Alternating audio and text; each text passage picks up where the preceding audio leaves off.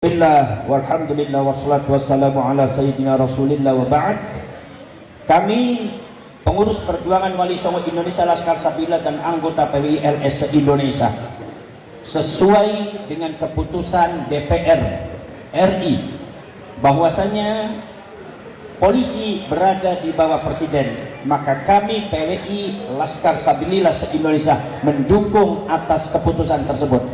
Mudah-mudahan dengan adanya penempatan Polri di bawah presiden secara langsung, Polri akan lebih netral lagi, Polri juga akan lebih tegas lagi dan lebih fokus di dalam menangani kasus-kasus sosial kemasyarakatan, sehingga kasus-kasus ini akan ditangani secara baik, secara adil, sesuai dengan hukum dan undang-undang yang berlaku di negara kita, Republik Indonesia.